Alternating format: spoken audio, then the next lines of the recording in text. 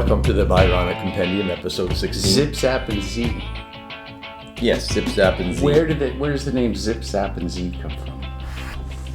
I think I was just dicking around with three things, to be able to refer to three things and their separate entities. And like you, where do your song titles come from? Where do your ideas for chord variations come from? Yeah, I don't know, just dicking around. Was it always Zip Zap and Zee? I mean, in that order, or did you sort of play with it? And, Yeah, like anything else, as a musician, as a creative person, when someone gives you three words, you'll find a way to say them where it sounds the best.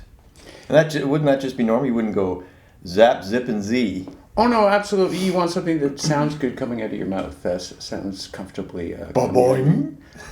So why did you write Zip Zap and Zee? What was the whole purpose of this? Okay, he's turning the tables on me here. So what this is, being creative guys.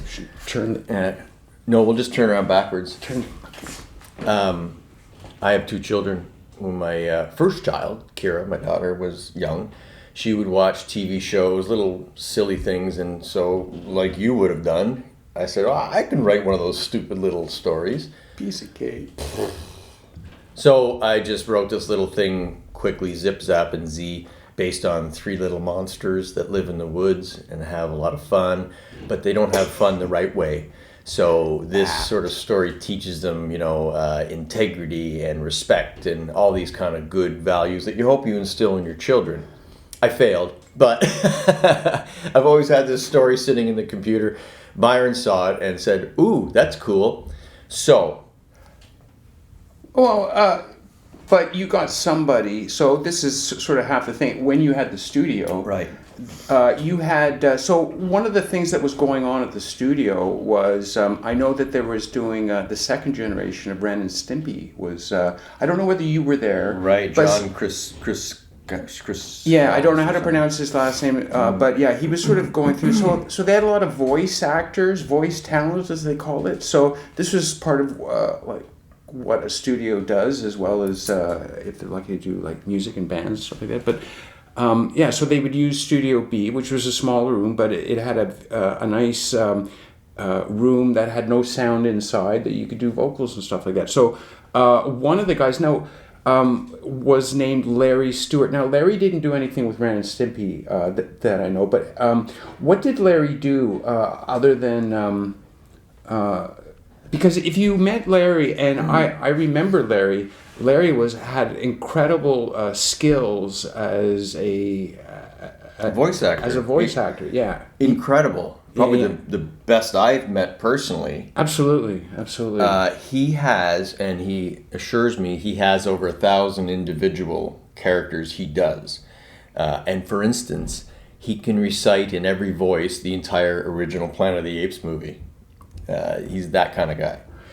Yes, and so these people, again, so these are people that you would not get unless you sort of were in a studio and stuff like that. And really just using his throat, using the English language and stuff like that. Well, he started at a really good place, too, to develop those voices. Where did he start? He can sound like an English Shakespearean actor. Oh, okay. Deep voice, but I liked him because he can sound just like Boris Karloff reading The Grinch, and that was my inspiration for the voice I wanted to hear on it. Right. So this is not just sort of doing So it was sort of this voice like ability, and when you are in the studio and you hear these people. I mean, like, these people just sort of stand out from sort of everyday people that use the same language that you use on an everyday scale. It's profoundly exciting to hear people use their voices in such, as you said, like doing the Boris Karloff and stuff like that. Yeah. So it was only a couple of months ago that you had given me. So you had Larry read your story, Zip Zap and Zee. Yeah, it's about 3 minutes or so. It was over 4 minutes long, the MP4. Now, what was your intention about doing that? Having him read it? Well, back in the day, my wife and I, we had produced TV shows.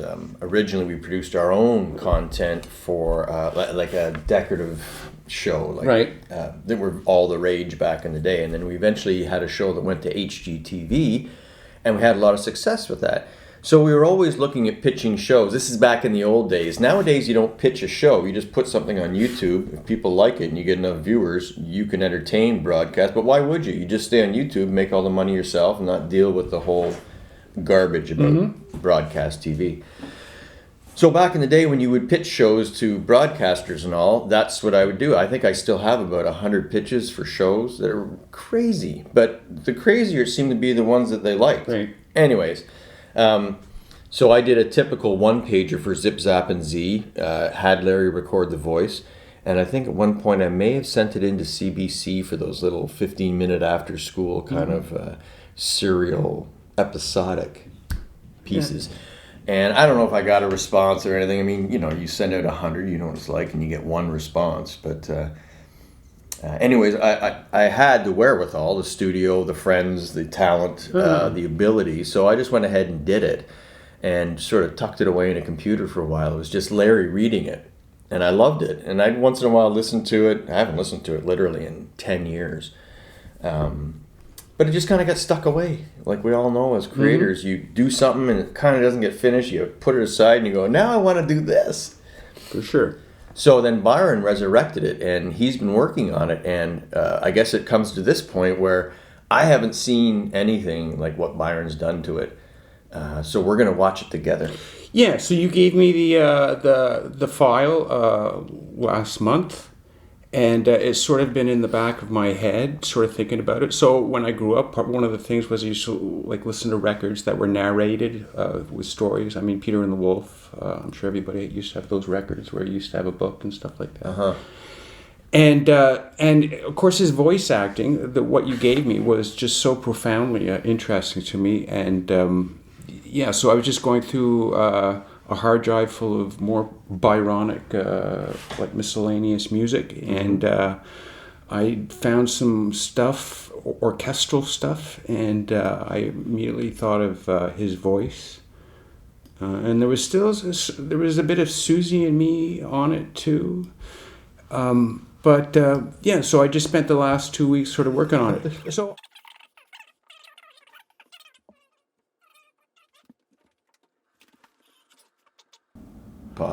Okay. Right.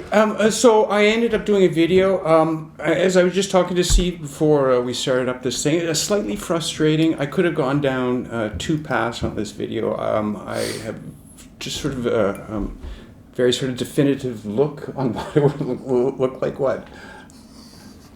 Did I say something? No, I'm just looking at the screen. I had sort of had a definitive look, but as I said to Steve, I either spend like a month or two sort of just doing animation for this, or I just spent maybe a couple of weeks just sort of putting something together and using Steve's words. I watched it earlier this week. It was slightly frustrating for me when I first played the video because I what I saw in my head I can't sort of put down here, or I don't have the time to spend to put down what I see in my head. But past that, I really enjoyed using Larry's vocals and hearing my vocals, and I have no play it. Just quickly before you go, because I know you're pretty easy at extracting whatever you hear in your head onto a musical palette. Are you frustrated because your visual arts aren't as developed as your musical arts? Well, I wish I could do animation, more 2D animation. I sort of grew up sort of Hanna-Barbera, the UPA cartoons from the 50s were like sort of a big influence, and I wish I could spend more time doing that. But I'm sort of juggling.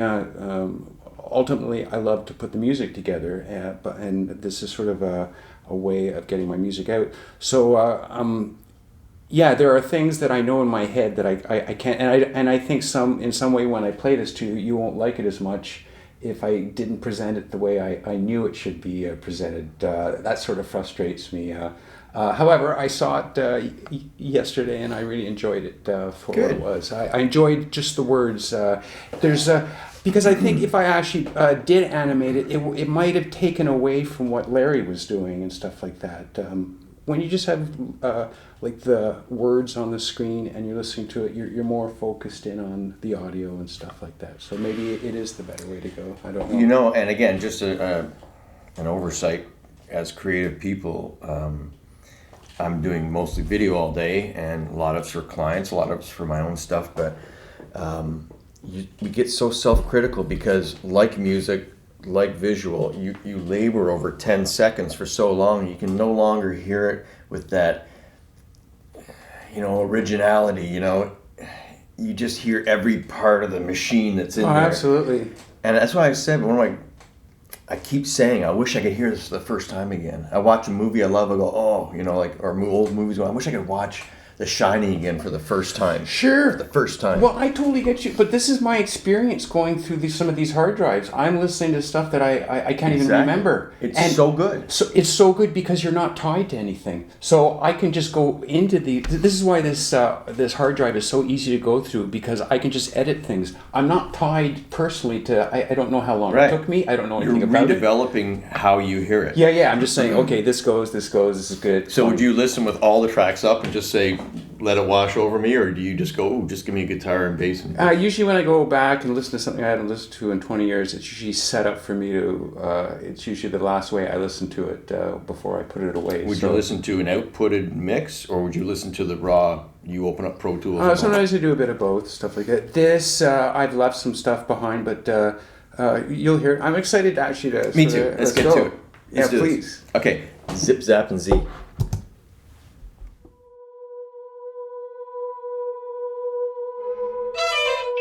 Once upon a time, near a hollow tree, lived three little monsters, Zip, Zap, and Zee.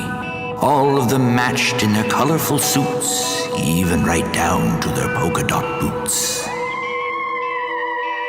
The monsters loved to go to parties, where neighbors and friends had pop and Smarties. The only problem with monsters, is having to tell them it's time to go. Henry the Troll once hosted a bash that Zip, Zap, and Zee just had to crash. All of the folks of the forest were there, gnomes and fairies and big old black bear. Things were moving along quite well as far as Henry the Troll could tell, when all of a sudden, in through the door, the monsters came running and let out a roar. Everyone hid and watched with real fright as the monsters went wild and ruined the night. Henry the Troll was ever so mad. Why are you monsters always so bad? Zip was so brave, he always took charge. Zap was the chef, she liked to make cake. Zee played all day, he never slowed down. Zip, time for you. Zap, come clean. And Zee, your mask is not at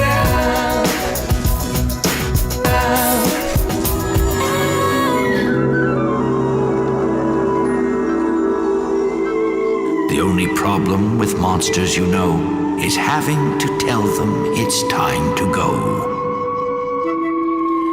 Sorry, Henry. We did not know that all of your guests would get up and go.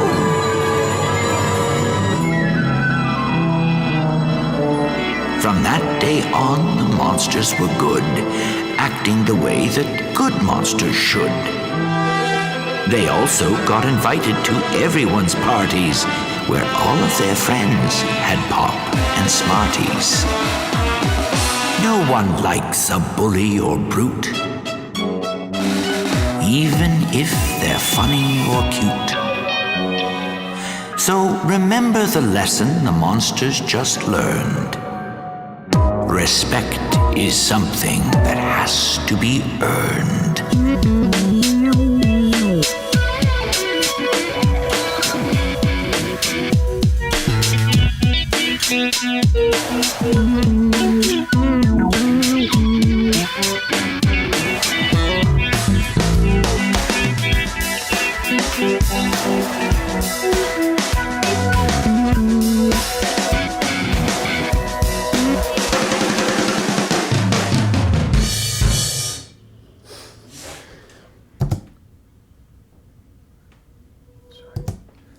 Wow.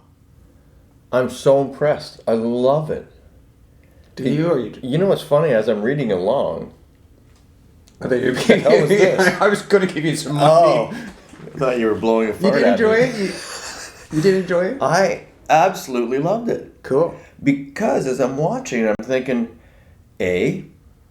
probably subconsciously,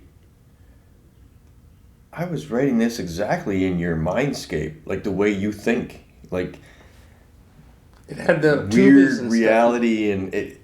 But I wasn't thinking of that when I wrote it. It probably shows that we probably think alike.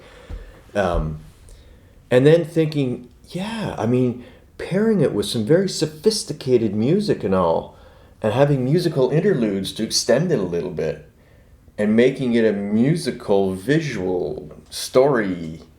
I thought it was really good, dude. You even gave me all these new ideas and stuff and how to expand and... The orchestra stuff with his voice is awesome, eh? Yes, and you know, I'll say to your songs, to this, to anything, I can't...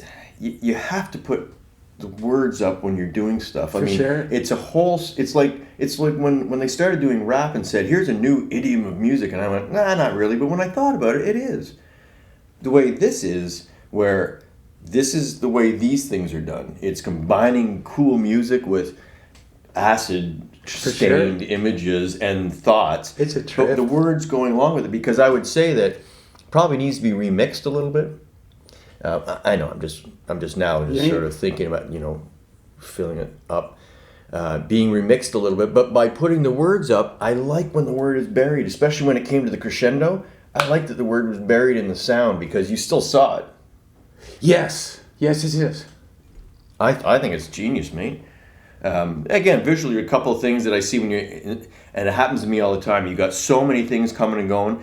A couple of fades you forget, and it goes really quick. Like it's a hard cut. I don't know if that's intentional, but I always have fades that I forget, and it becomes a hard cut, and I go, shit, I meant to fade that or something. So that was the hard part visually for me this week. When I first saw it, there were a lot more harder cuts, and it was so disappointing to see it. It seemed very jarring to me, and I wasn't very happy one day. And yeah, it's just trying to make things flow in and flow out like that. Even up to yesterday, I was constantly moving out my fades just to give them more of a gentle thing. But there are some things that I find are frustrating. Like there's supposed to be a fog effect that I had drawn in and moved, but I used it. I used a green screen on the back, but it doesn't seem to translate as well. I don't Here we know. go into the boring stuff. Have you gone into, if you go into the stock video stuff, look for an alpha file, like with an alpha channel. Because they do smoke with alpha channel, so it has to be a QuickTime. It can't be an MP4. Oh, okay. You drop a move with the alpha file, and I have them, the smoke files, and you just drop actual smoke it's transparent, so it just is perfect. Oh, well, that's what I was looking for. Yeah. I just drew it with an airbrush and thought that was good enough, and just sort of moved it. If it's easy, I say you should contain it all within what you know how to do and make that creative. I'm just saying, if you wanted to drop in some neat things. No, thanks for telling me. Like, if I would have known that, but that's. But this is how we do it. I mean, this is creative. I love it. But however, so I didn't get the effect that I wanted, but it does have an effect in itself, and that's just sort of the technology doing itself. And I don't mind it. It's just sort of me drawing it, and that's what it ended up being. But and tell me how many minutes you spent on deciding how much reverb to have on his voice. Did you think I would mention anything about that?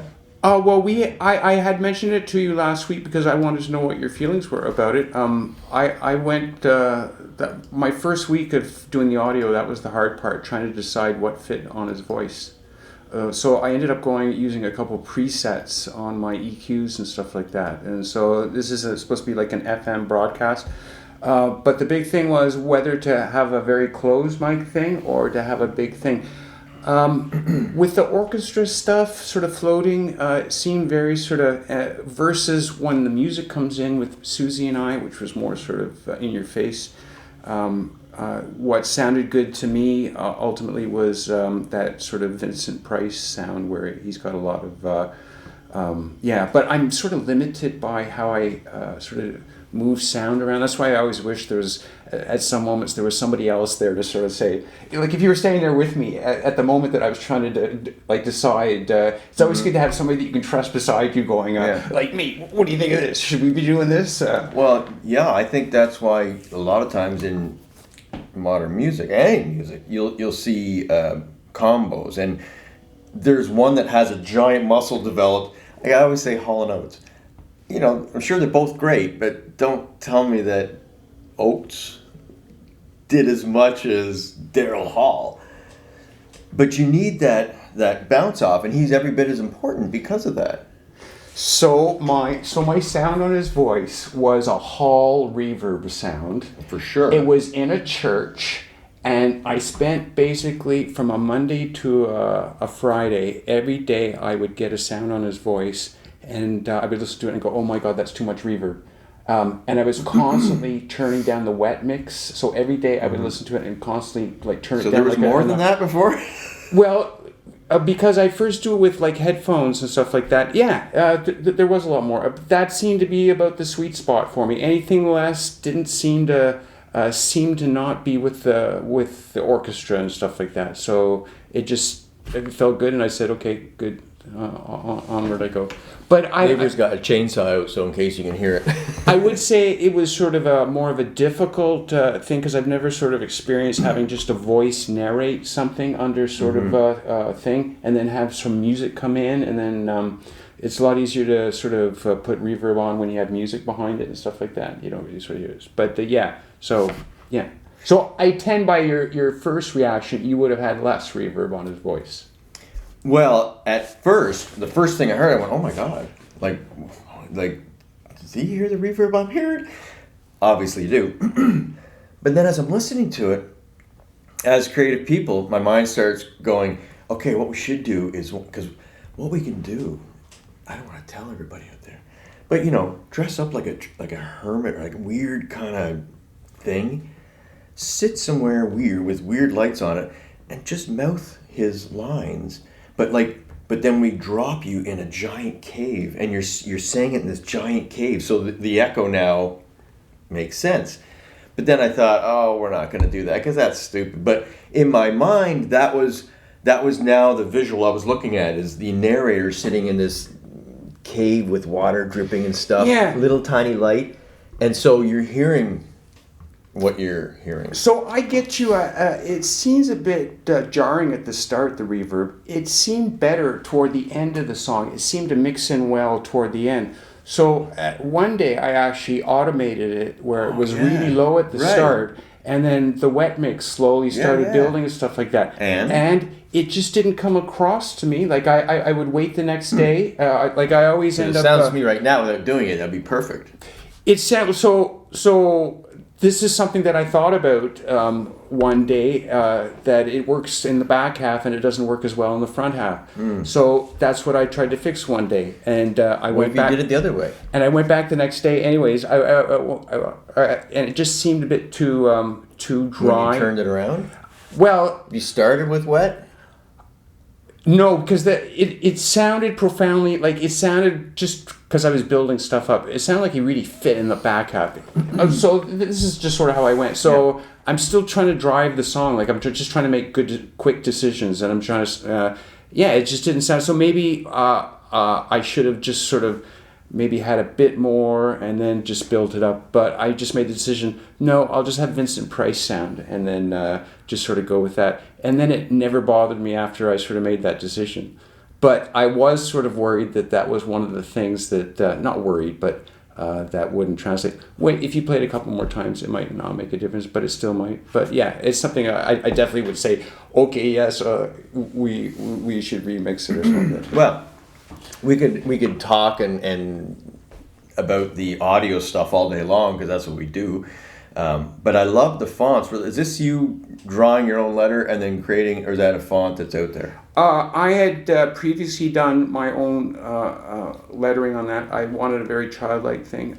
Then one morning I thought I should go in and see if there's some, because I wanted some consistency in how I showed this, and I couldn't always do the A's the same and stuff like that, and it got a bit loopy for me. So I went into just a website that's got children's fonts, and I found that. I love it. I think it's great. It fit very much for me. I just wondered if maybe you had done the drawings and just created your own font, which you can do. No, I had thought of, as I said, it was just the consistency of each letter was starting to wear me down. I like some sort of consistency in how this is. But there's only one. Like, there's not. Is there a uppercase and lowercase to this? Or? I was typing it in upper and lower. That's how it was coming out. I really wasn't. Anyways, I like it. I think it's great. I like the way you introduced the monsters, just the eyeballs. Right. So I had done a picture previously, and it's not. It's an iconic sort of look. I like this one. So there's a monster with one eye, and then perfect. 2 eyes. And perfect. Then 3 has eyes. To be. And then 3 eyes. So those are on the end of big stalks, I imagine. I guess. I guess you can decide whatever. So yeah, and it'd be fun for fun to develop this as we go along. I'm gonna throw it back to. Can you play it one more time, just to indulge? Yeah, okay. I'm gonna probably cut this out because you folks at home can watch it on your own. We're just gonna watch it here again for us.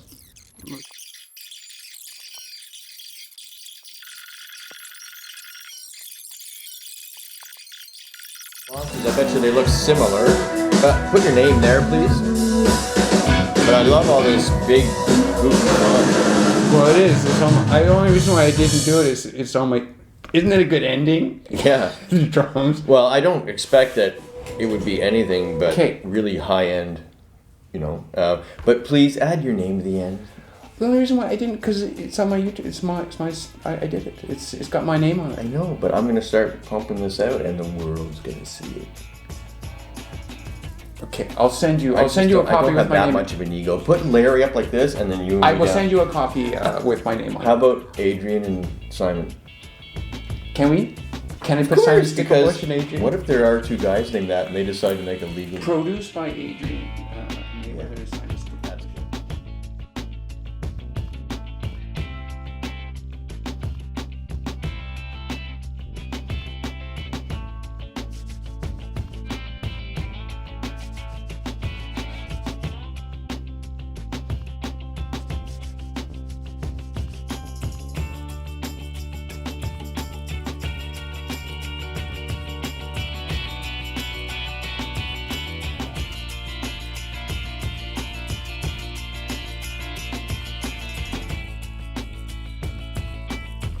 Well, welcome back to part 2. We just listened to Zip Zap and Zee and stoked about it.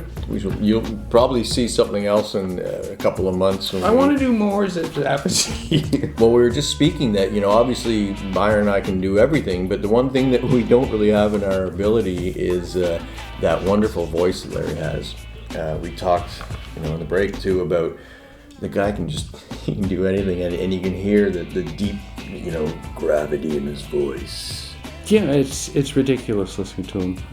It's an art form unto itself, and he's definitely a very talented guy. Yeah, I love voices, again, in their own way. He's not singing, but it's just as profound to me as even if we had an opera singer or something like that. Yeah, it's true. Well, in their own way, they... Like your album, nice little transition to your album. It was always nice to have people that can interpret your stuff in a different way that you wouldn't think of. And it's Absolutely. not so much, but Larry has an ability that we can't do. Even if we thought, we can think of it like Boris Karloff doing the Grinch, but we can't pull it off really. He can. No, and as you were telling me just outside right now, that he probably did it at the end of a session where he was warmed up, and it was probably like a one-off that he did. Yeah. But if that was to his advantage, he didn't have to. Sometimes it's good not to think about things and just sort of do it, and it's sometimes your best thing. Demoitis, first take, probably. So that's it. If Larry's up for doing more, we're going to bring more your way. But even, the nice thing is that we can continue those on anyways, just for our own entertainment. Absolutely, it was a great. It took me about 2 weeks to put that together, and it was incredibly, especially regardless of what's going on, but especially with what's going on, it was an incredibly fun 2 weeks to immerse myself in 100% in that world of Zip Zap and Zee. Yeah, I would see you as the way you're expanding, now to visual art and stuff, that a story like that is just an acid-inspired trip enough for you to get. Every day I was with it. I was with Zip Zap and Zee. It was wonderful. As I said, I'm kind of disappointed the song is over. I'm now working on a song called Grapefruit Sun. But I would easily have no problem going back into that world. So you're writing one about Kim Jong-il being dead? No. Il? It's Kim Jong-un, right? Yeah. The reports are, by the way, it's April 24th? Yeah. I believe it's 24th. Coronavirus, we're still in a huge lockdown, although I think it's starting to ease either officially or unofficially. I see every neighbor of mine having a party. People getting restless. Yes, so much so. And, I don't have an opinion one way or the other right now. I mean, I'm an old man nobody gives a shit about, so it's really good. Yes, it's an interesting conundrum that governments are under, is how to start opening things up. So it'd be interesting to see how. Well, that and reports that Kim Jong-un is either dead, gravely ill, or he's just fine. Yeah, that was one of the first things on CNN one morning I had read, but it wasn't on sort of ancillary websites. It must have been stuff after like his 3 holes in 1 during his front nine. Possibly. I had read that China's in today, China discovery. Hong Kong reported he's dead. Dead. Paul's this dead. Morning? I think so, yeah. What is the alternative if he goes? His sister. His sister? Apparently she's even more ruthless. Good. Good. Poor people. You think someone would go over there in the few days that they have while they're all screwed up and go, do you know what's going on around the rest of the world, guys? Like, seriously, your guy didn't get 5 holes in 1 in his first game of golf ever in his life. That was his father, right? That was one of the things. They said he was so perfect that he didn't even poop anymore. I wonder, do the people believe that? I'm sure. And then he dies at like 36, the great leader. I'm sure there's a lot of them, as long as there's food on the table, supposedly. But I don't know what goes on in North Korea enough to make a comment. But I'm sure it's not self-isolating pretty easily, because isn't that what they do? That's horrible. I'm sorry. What am I saying? I don't know anything. No, it is incredible. It is incredible that there are parts, but there are a lot of parts of the world that there's a lot of people that are disenfranchised. Well, we're very lucky. That was our 2 minutes of current affairs. No, but we are very lucky to live in where we are, to be born. Yeah. I always feel privileged to be born in Canada. Absolutely. Yeah, we're just boring enough to not be completely rocked by everything. We seem to, No, we didn't have to enter a war in our 20s, be mowed down, walk, like running out of the trenches. No, we've been very lucky and spoiled. And so this is the product of being spoiled. Like our forefathers. Yeah. Byron's design. Yeah, and their grandson ends up make crazy music. So thank you. Because of these Thank people. you. That's my lot. Anyway, so let's move on to the What's the crux next of song? our show here, which is Let's fill it out. The Alien, the Rabbit, and the Monkey. We just listened to Sink or Swim last episode. And so we're moving along. Byron and I both said in our impeccable research into our shows, we both don't know which song's next. We don't know, but that's half the fun. And that's sort of the point of this. Reaction to his own music that he's forgotten. Yeah. I know all the songs. I just put them in different sequence on different devices, so I never know the exact pacing of the album, although I think I got it right here. Yes, but there is a corollary to what we've been talking about today. So I haven't heard a lot of these things in 20, 25 years. So I really don't. I find it's a lot more enjoyable to listen to this now that when I had finished. There was a lot sort of stuff I remember about doing it, like a lot of connections, stuff like that was all the sort of politics and stuff like that. So I haven't really listened to it. So it's a lot easier listening to stuff now. A lot more enjoyable to listen to. As I said, I didn't really listen to it when I had finished it. I went and moved on to other music.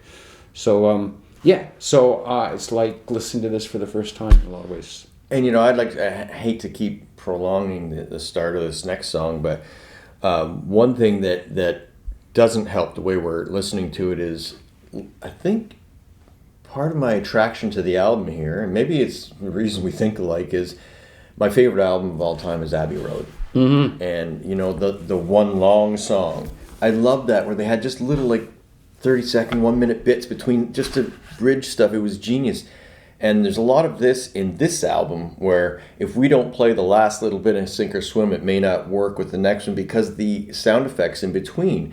I'm sure that you took great joy and pleasure in spending all that time in little connecting bits and developing small little bits that would drop in here. Yeah, absolutely. So like that, you're right in Abbey Road. But Abbey Road would be a bit more of a polished thing for me. So I can also think, and I've told you this before, McCartney, his second album, Ram, it's got a lot of that stuff where things sort of dissolve and go into little bits and other bits and stuff like that. So yeah, there's Is that a lot Uncle of that. Albert? Absolutely. Uncle Albert to me is such an underrated Paul McCartney song, because when you consider the changes in that song in about a 3.5-minute song, only McCartney could sort of Live and Let Die. Yeah, well, absolutely. Band on the Run. Uncle Albert, mini. Yeah, absolutely, opuses. Just profound. And when you think about that Uncle Albert, and he's got that little Herb Albert little trumpet part in the middle, and my God, and it just sort of the changeover. It's just a beautiful song, and he's really using his voice with all the melody and stuff like that. Yeah, so only McCartney to me, you're listening to all the wonderful, beautiful stuff you heard in the 70s, but listen to all the changes that he was. You're right about those other songs too, Live and Let Die. Just the changes, these little mini operas that he did. Just a genius as far as I'm concerned. I think Live and Let Die might be one of the greatest cinematic pieces ever written. Ridiculously wonderful. And so Uncle Albert and Live and Let Die, it's not only McCartney, but it's McCartney and Martin. So it's Martin orchestrating these things, the wonderful orchestrations that Martin put on. This is why I will argue to my deathbed that I know it was Lennon's band, but it was McCartney as the creative genius, because truthfully, and again, I love John Lennon, like anybody does, but when the Beatles broke up, a lot of John Lennon stuff was, rock and roll, 1-4-5, boom, boom, boom. Well, I think it sort of gravitated to that. So if you go, but if you go on YouTube and stuff like that, so people have sort of put together sort of the what the next Beatles album would have been if they would have continued and stuff like that, and they sort of. That was McCartney's 3 albums after. But if you listen to sort of Beatles stuff, I've always been of the opinion. So if you listen to Beatles stuff, it's always three John songs, 3 Paul songs, a couple of George songs, and a couple of Ringo songs, and that would make it like a Beatles album. Ringo songs? Ringo always had a song on a Beatles album. He would sing it. He would sing it. He would later start writing his own stuff. But yeah, there was always a spot for some of Ringo's. But the point is that Paul sort of always, it's easy to sort of take your best 3 songs with you into the studio when your other bandmates are bringing sort of their best 3 songs and stuff like that. But after the Beatles stopped, you listen to all of the solo albums, as far as I'm concerned. You listen to all the solo albums, and each solo album, whether it's by Lennon or McCartney or Harrison, each album's got about 3 really decent tracks on each of their solo albums. And so if you just sort of extrapolate and put the best 3 Lennon songs, stuff like that. So it was a super group reverse where they're all together. They split up. Yeah. So if you put each of the 3 songs on and stuff like that. So Lennon to me, even Walls and Bridges. I know what you mean about him sort of. I think he was sort of developing that thing toward the end of the Beatles. But stuff like Mind Games is still like a huge song for me. It's a wonderful Lennon song. But yeah, he did that rock and roll album and stuff like that, and he was sort of getting away from the production. But at the same time, you listen to that song around that time, 75 off of Walls and Bridges, Number 9 Dream, with the smoky string section, you know, Ah Bawa Kawe, Pussy, Pussy. I don't know it as well. Well, I'm sure if you heard it, you would go. It was a staple of the 70s. It was called Number 9 Dream. I think I would have been interested to have the Beatles sort of play like a few more albums after they stopped. I still think they had a good couple. But yeah, Uncle Albert, always for me. How do we get on that? Because of the way you have a tapestry of interwoven effects and or soundscapes that lead from one song to the next. If we don't hear those in-between bits. Right. So that's also like Pink Floyd and stuff like that. That's all the clocks and stuff like that going off. Sure. So what I was suggesting is I might just back this up 10 seconds to listen to the last little bit of Sink or Swim, which is kind of a mishmash of these things, how it leads into the next song. Okay, go. All right. So I'm just going to start it up here. Here we go. Start her up.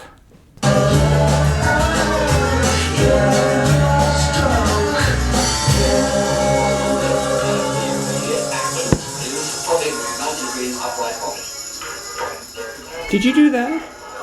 That's cool. How did you do that? How did you make it go up?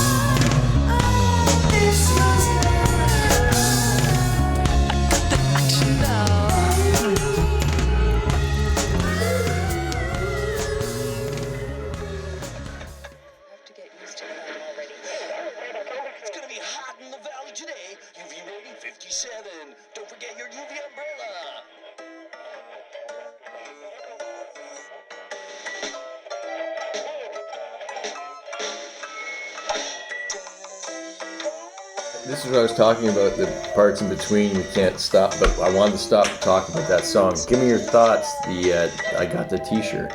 That song was, I think, I Got the T-shirt. Yeah, it was because when I first, I completely drew a blank on it, I must say. I can't remember hardly anything Really? of it. Although I have some vague thing about the girls singing at the start. Andrea Karam. If you look at a lot of the who played on it, I don't even understand what I was. The credits on that song, I don't even understand what the in jokes are. Unfortunately, and it's sad. Yeah, well, someone played ravioli.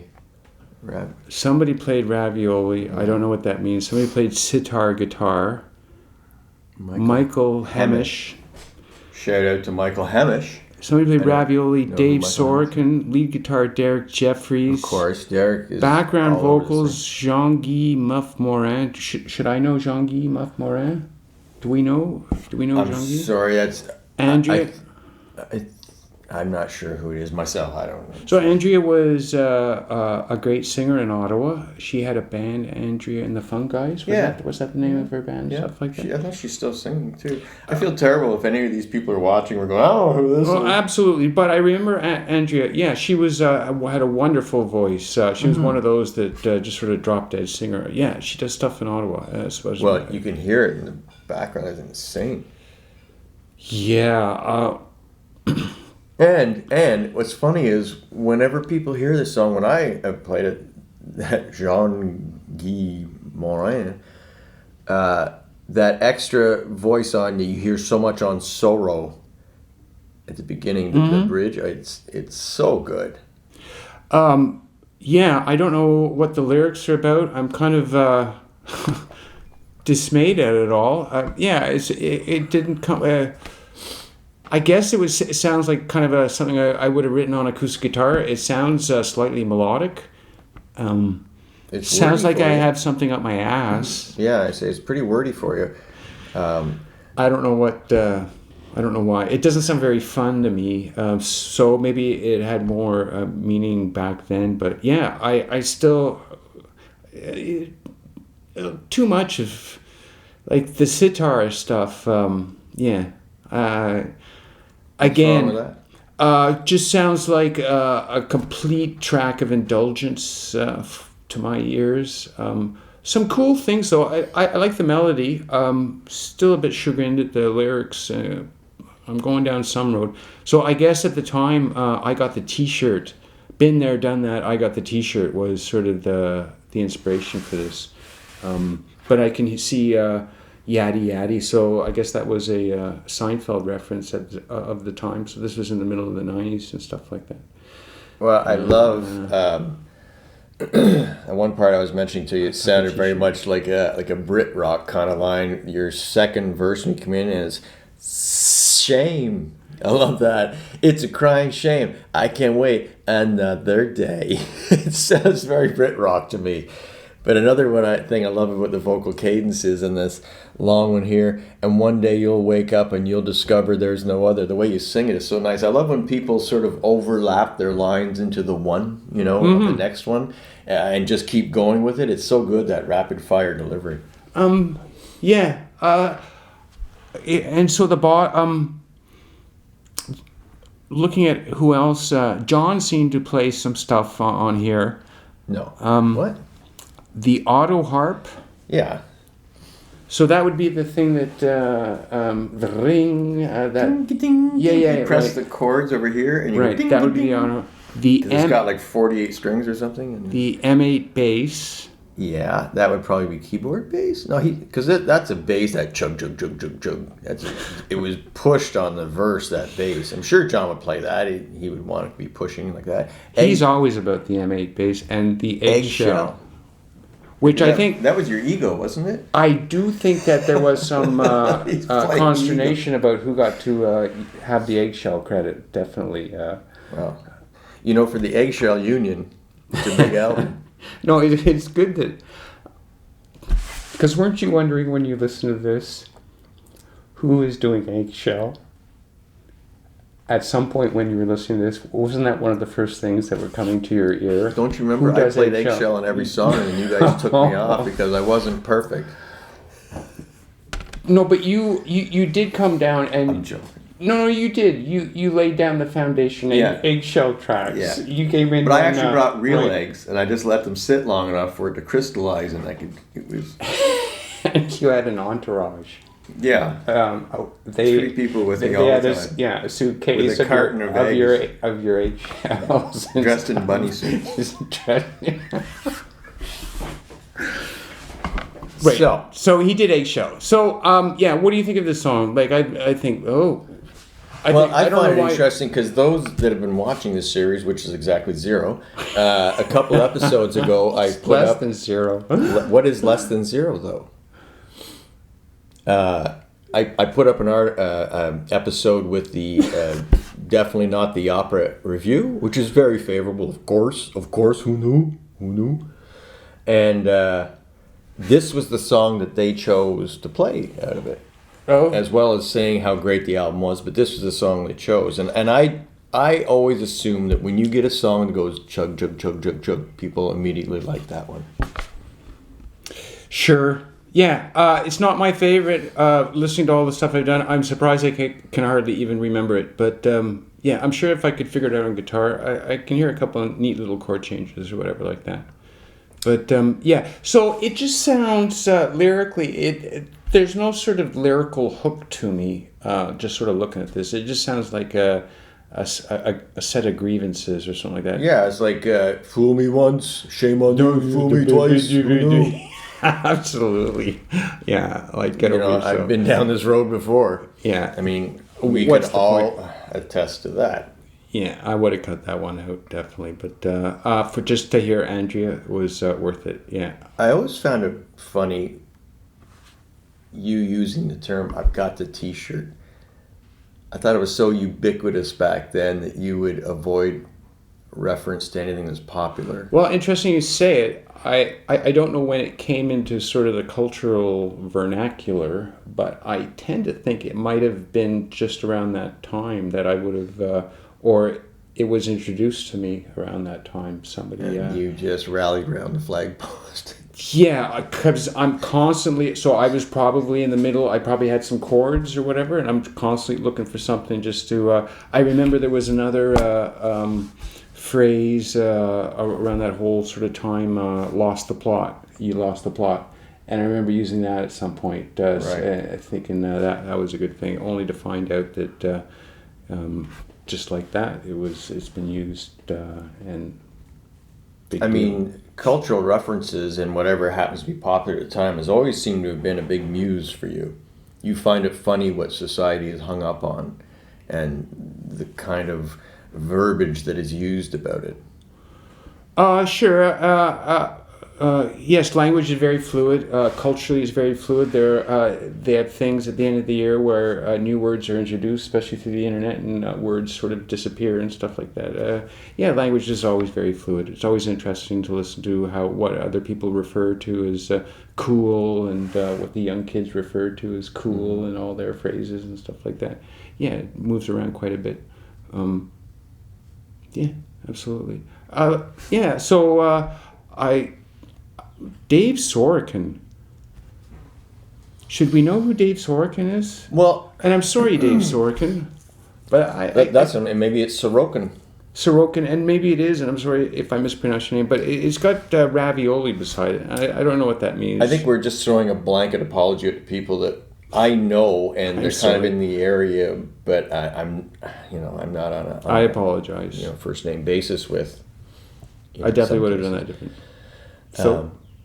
So all these people that were brought in. So this song is one for you that you may not remember being built up as much as other ones.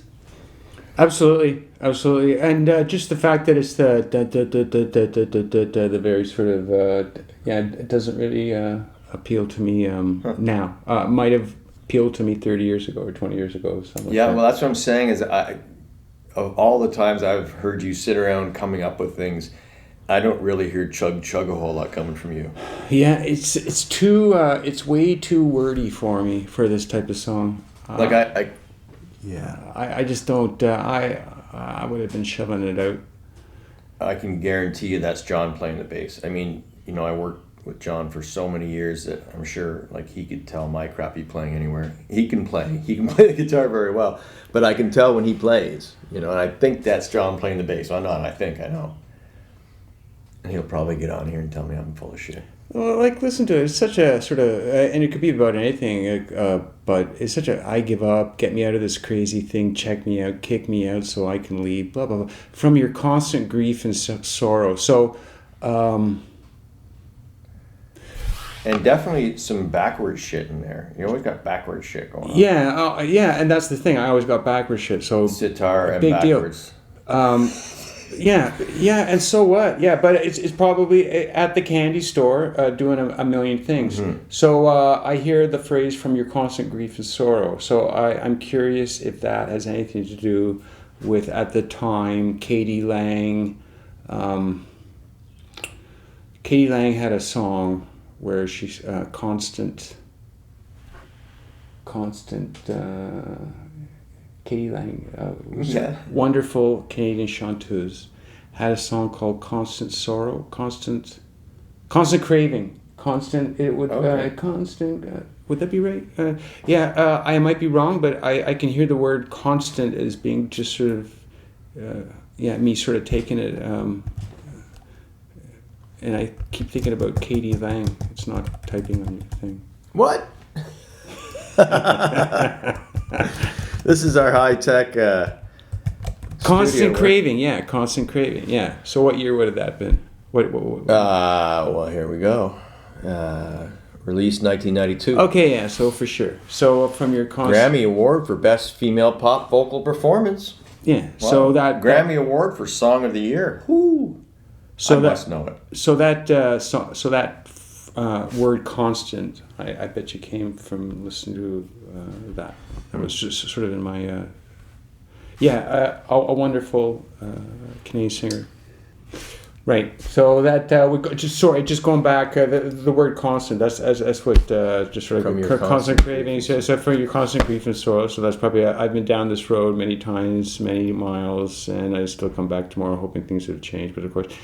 Yeah, I'm a fool. Yeah, so what, Byron? Loser. Mm-hmm. Yeah, well, hey, you know what? If it created another output, that's great. Yeah, so a lot of times you have a couple chords and you just sort of go with what you got and stuff like that. I certainly wouldn't write the way I write or used to write back then and stuff like that. Really, who would? And life moves on. And why bother? Yeah. Exactly. But I always say, no matter how embarrassing shit is in the past, when you get to a certain age, you think it's all good because the stuff you remember, the stuff that is written down and recorded, it's the best stuff. Yeah. So that being said, so I look at that and they say, okay, so get to the essence of the song. So I could see doing it slowing down. And sort of a more smokier sort of piano or something, just something, and just sort of from your constant grief, you could really sort of slow it down, get a sort of a bluesy vibe, and somebody could really handle the vocals, because the lyrics are very simple, right? And they're not sort of out there. So I think you could really get to the essence of this song. Shame, it's a crime, so you can get sort of like a girl, just sort of one of those chanteuses, shame, it's a crime, shame, very sort of Ella or Aretha or whatever, I can wait another day till I see us. Manon could just rip that shit, a torch song, thank you. That's right. How you could... It also, it looks like it's a really good duet. It'd be neat to have a male and female. Yeah, somebody could really sing it well. Absolutely. Instead of you and Dave Sorek. Absolutely. No, absolutely. Like one of those, His part's genius in this thing, the way it comes up. No, absolutely. But two real chanteuses could rip this apart. Yeah, absolutely. So in that respect, I think there's something there, but there's a lot more out there that Yeah, well, this is why we're doing this. Hopefully, someone in the future will see the value in these things. And Very I know interesting. you don't give a shit, but I do, and this is why we're doing this. No, I think somebody should come along and say, Byron, I'd love to do this, but I really want to do it in a different way, and this would be a nice smoky song. I'd be like, going, absolutely, absolutely. Here's something. I've always said this, that, at this point in our lives, we're going to go out and do rock and roll. I mean, it's probably not going to happen, but it would be interesting to Zip Zap and Zee. Zip Zap and Zee we are going to do. Crazy stuff. But I would love to throw out an ad like they used to do in the old Melody Maker. Go in Kijiji and go looking for a 15-year-old rock band. Rock band that likes orchestral, find yourself a new young band and say, I've got a whole library of material for you that is quality. These are the songs we're going to do. And we'll update them. That'd be fun to do, like a... Yeah, just a good kid band that can get their head around a few things and put their own sort of shtick on it. Yeah, absolutely. Hey, so if you're out there and you're young and you're in a rock band and you want some great material and a couple of old coots to manage your careers, find somebody else. Old coots. All right. Time to inject some Lysol in my body. Yeah, that's right. Who knew? Lysol injected into your body. I say do it right in your temple. Who knew it works? And what's the light thing that we have to do? Oh, you point UV light down, right? Down? Either that or you swallow a UV I was doing tube. it the other way, but I couldn't really aim properly. Well, that's why you have the neon tubes. It's like suppositories. You just put a little tinfoil hat on the top of it and shove it up. All right, well, I don't know how much more of winning I can stand, but I'll go for it. Well, you'd be winning so much you'd be sick of winning. I'm in. You said it.